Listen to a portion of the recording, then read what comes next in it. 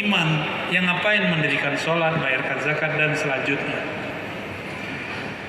Lalu masjid itu bangunan ini atau orang yang sholat?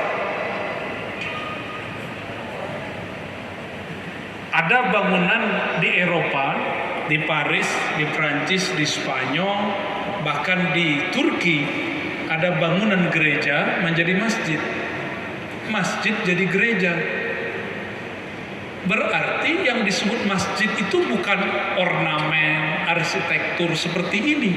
Ini budaya orang Indonesia buat masjid, mesti ada kubahnya. Dulu Nabi buat masjid Nabawi tanpa kubah, karena kubah itu tradisi orang-orang Persia dan Romawi. Ya, jadi yang masjid itu apa? Masjid itu tempat orang sujud. Banyak orang sujud, tapi kolbunya tidak sujud. Maka tempat kolbu sujud ini juga harus diketahui. Ya, di bagian manakah kolbu kita sujud? Ketika seseorang mengenali rahasia kolbunya, maka dia akan sadar kolbul mukmin baitullah. Masjid hakiki itu ada di kolbu. Itulah sebabnya malaikat itu datang bukan ke bangunan yang seperti ini. Malaikat datang kalau di dalam bangunannya ada orang-orang yang kolbunya sudah jadi masjid. Ya, kolbunya sudah makmur menyebut nama Allah. Yuzkarus fiha ismuh, nama-nama Allah disebut-sebut di sana. Maka setiap kolbu yang sibuk menyebut nama Allah, sibuk membesarkan Allah, kolbunya masjid. Kolbu kita sudah jadi masjid belum hari ini? Belum ya? Sudah menjadi rumah Facebook? Sudah menjadi sampah WhatsApp? Apalagi sudah menjadi gudang Instagram. Kapan kolbu ini menjadi masjid? Apabila orang mulai menyebut nama Allah di dalamnya. Maka belajarlah zikir kolbu, zikir khafi, wazkur rabbaka fi nafsik.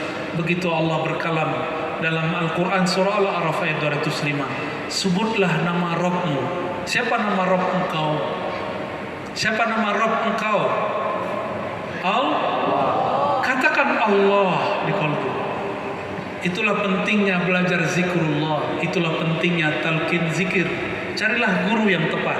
Semoga beliau terima kita jadi muridnya. Amin ya rabbal alamin. Baik, silakan Pak. Terima kasih Bu ya. Assalamualaikum warahmatullahi wabarakatuh. Saya ingin bertanya Bu ya, ini guru saya selalu kalau kita sholat sebelum takbiratul ihram mengucapkan ilahi anta maksudi ridha wa matlubi. Lalu setelah salam tangan beliau selalu gini. Lalu gini. Saya tanya yang dibaca itu apa guru? Istighfar katanya. Nanti kalau kamu sholat hati kamu pasti tidak betul, maka beristighfarlah kamu. Tapi ditandakan dengan gini, saya khawatir Bu ya, itu menambah hukum sholat. Lalu dikatakan bid'ah. Lalu yang ketiga, setelah baca doa, ketika dia berzikir, dia mengucapkan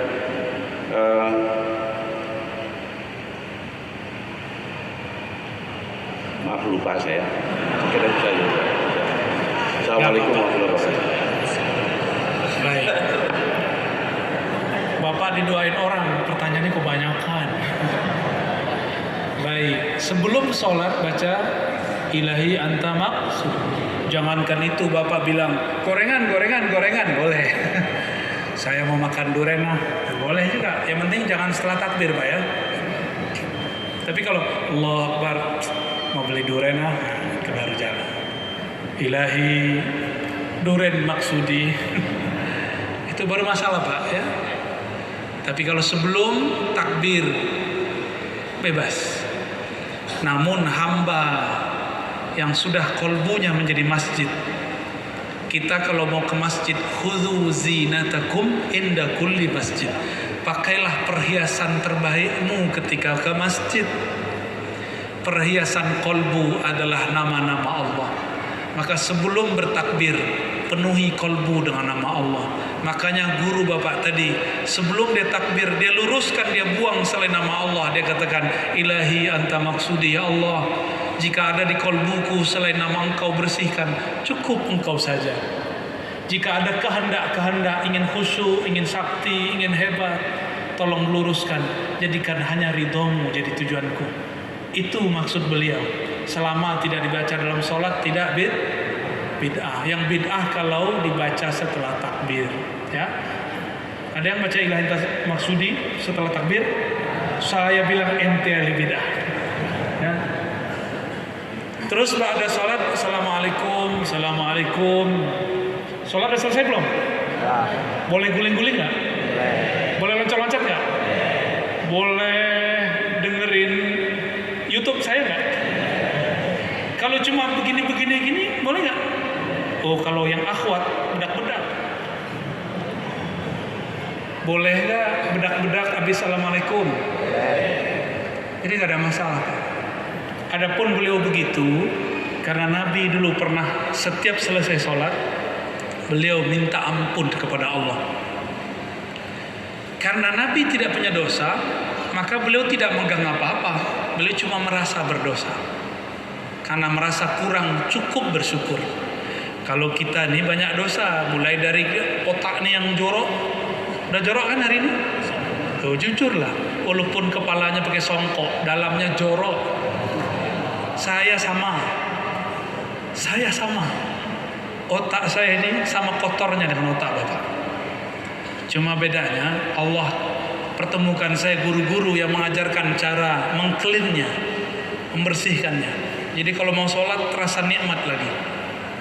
Kita mau makan, piring kotor, bisa makan. Kita mau makan, di baju ada bisa makan. Mau ke Namal mu'minun alladzina idza dzukirat wajilat qulubuhum.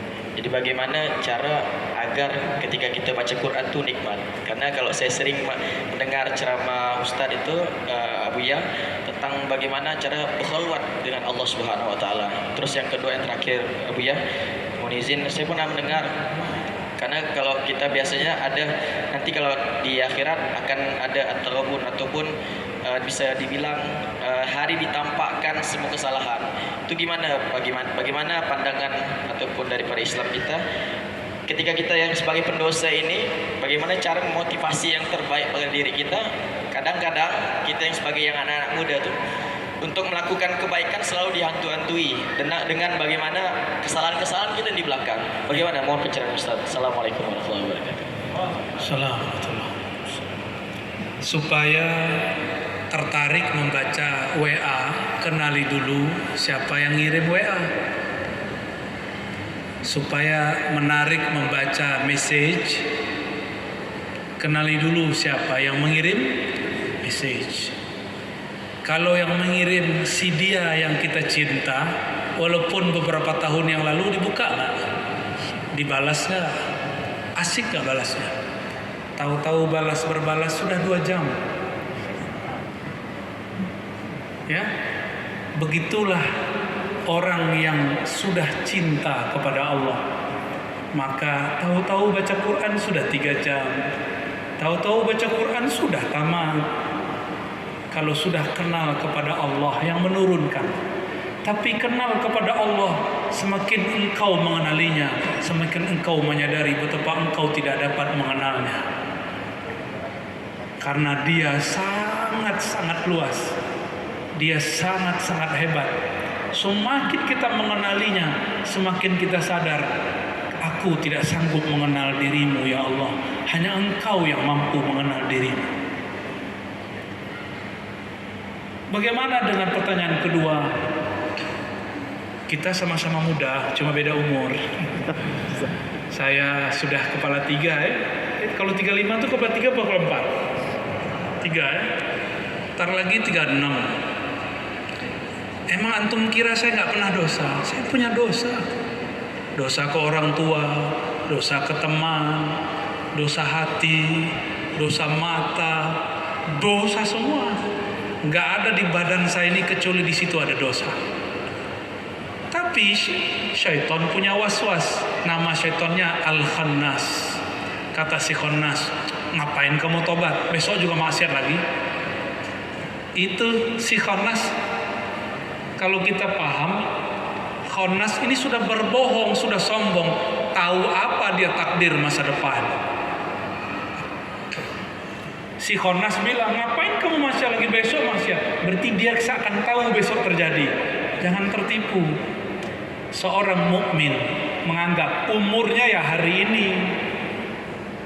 Walaupun kita punya planning setahun ke depan, sebulan ke depan, 7 tahun ke depan, tapi umur seorang mukmin hari ini, detik ini, maka detik ini juga dia tobat, karena dia nggak tahu setelah ini masih bisa tobat atau tidak. Jadi tobat gak usah ditunggu-tunggu.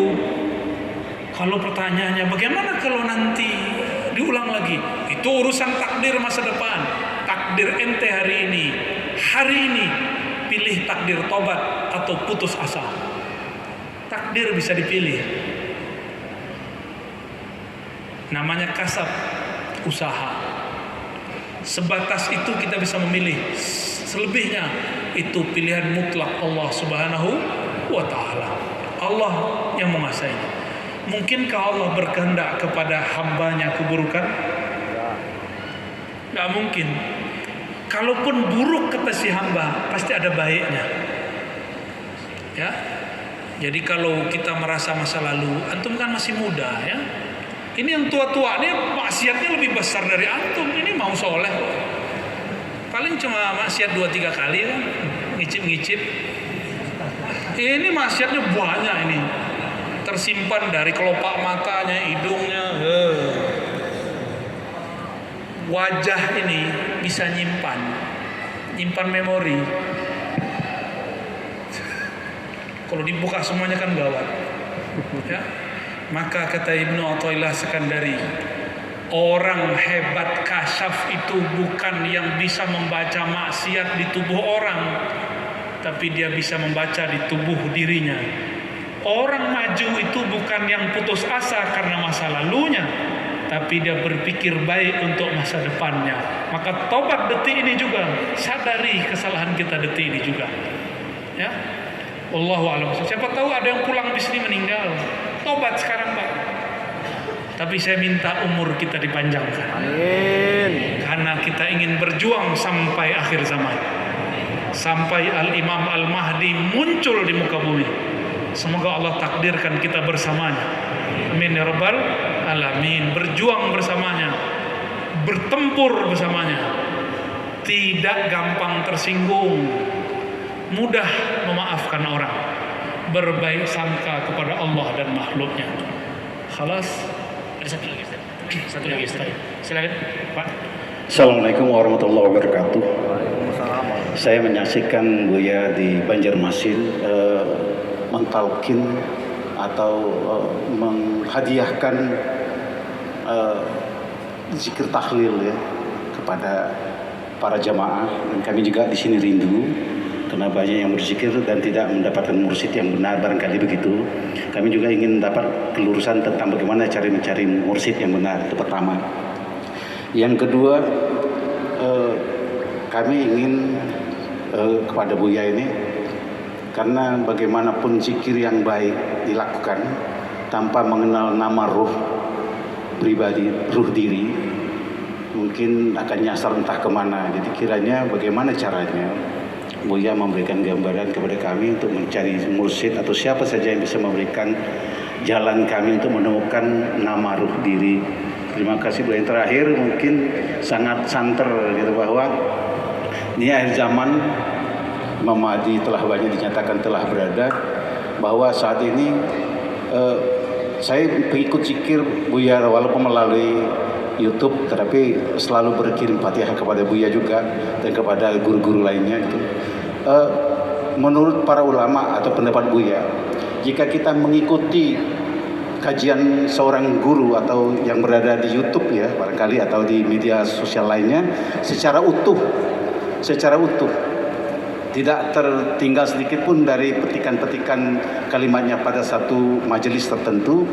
Apakah sah zikir kita itu mengikuti aliran itu misalnya kan? Karena kita yakin bahwa aliran itu benar dan sesuai dengan kajian. Kita punya kitab sendiri yang sama kepada itu. Terima kasih. Wassalamualaikum warahmatullahi wabarakatuh. Assalamualaikum. Nama ruh, berbursid, dapat talqin, itu semua hak dari Allah.